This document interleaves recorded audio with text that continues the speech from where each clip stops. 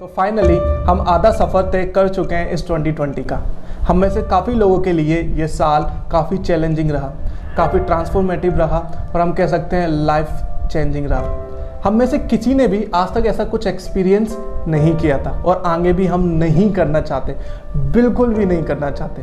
थोड़ा अच्छे के लिए या थोड़ा बुरे के लिए इन 6 महीनों ने, इन बीते हुए 6 महीनों ने हमें कहीं ना कहीं थोड़ा बहुत चेंज ज़रूर किया है। अगर हम पीछे मुड़कर देखते हैं तो इस साल ने हमें कुछ ऐसी चीज़ें ज़रूर सिखाई हैं जो शायद हमें पहले सीख लेना चाहिए थी, बट कोई नहीं, देर से आई पर हम सीख चुके हैं। जैसे कि हम बात करते हैं सबसे पहले ग्रेटिट्यूड की। जहाँ इस साल 2 में से 1 के पास खाने के लिए कुछ नहीं था और कल हम होंगे या नहीं ये तो किसी को नहीं पता था। इस बीच हमने थैंक्स करना सीखा हमारी टेबल पर रखे हुए खाने के लिए, हमने थैंक्स करना सीखा हमारी अच्छी हेल्थ के लिए।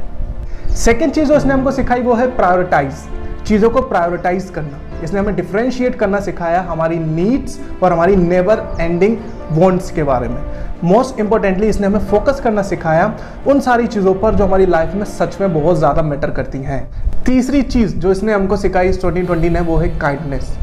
हम ये बात अच्छी तरीके से समझ चुके हैं कि हर एक इंसान की लाइफ में इसका बहुत ही ज़्यादा नेगेटिव इम्पैक्ट हुआ है, या हर एक को इंसान अपनी अपनी लड़ाइयाँ लड़ रहा है। कोई नौकरी के लिए, कोई खाने के लिए, कोई घर वापस आने के लिए और कोई तो जीने और मरने की लड़ाई लड़ रहा है, ठीक है। और ये बात हम सब बहुत अच्छी तरीके से जान चुके हैं कि इस वर्ल्ड को फिर से हील करने के लिए हम लोगों को एक साथ मिलजुल कर एक लड़ाई लड़नी पड़ेगी। चौथी सीख थी रेस्पेक्ट। इस साल ने हमें ठोक पीट कर ये चीज़ सिखा दिया है कि हम चाहे जितने भी ज़्यादा फाइनेंशियल सिक्योर हों, हम चाहे जितने भी बड़े ओहदे पर हों, हमारी चाहे समाज में जितनी भी ज़्यादा इज्जत हो, हम उसके बाद भी इंडिपेंडेंट नहीं हो सकते।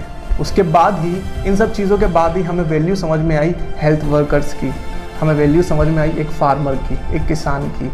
हम समझ पाए एक फार्मा इंडस्ट्री की इम्पोर्टेंस, हम समझ पाए डिलीवरी इंडस्ट्री की इम्पोर्टेंस। हमारे घर पे जो काम करने दीदी आती हैं, जो अंकल आते हैं, जो साफ़ सफाई करते हैं, हम बोल सकते हैं हमारी हाउस होल्ड या फिर हाउस कीपिंग वाले जो लोग होते हैं, इन लोगों की रियल वैल्यू हमें अब समझ में आई। और अब इनकी वैल्यू समझने के बाद इनके लिए हमारी जो रेस्पेक्ट थी पहले से और कहीं गुना ज़्यादा बढ़ गई है। 5वीं सीख जो हमको मिलती है वो है हमारी आज़ादी लालच से। अगर हम पीछे मुड़कर देखते हैं तो हम देखेंगे कि हमारे पास जो कुछ भी चीज़ें थी हमने कभी भी उनकी वैल्यू नहीं करी।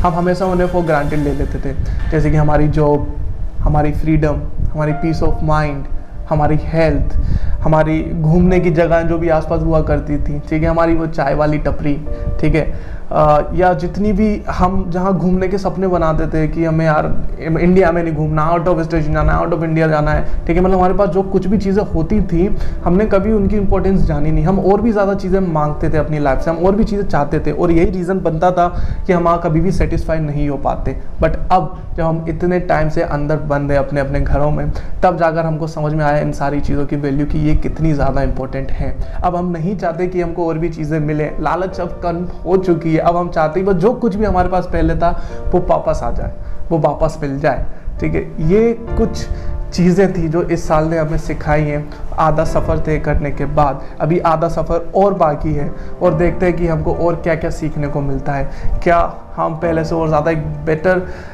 इंसान बन के निकलते हैं, एक बेटर दुनिया बनती है 2020 के बाद, या फिर कुछ टाइम बाद हम फिर से वही वापस पहले जैसे हो जाते हैं। ये तो पता चलेगा इस आधे सफ़र के बाद।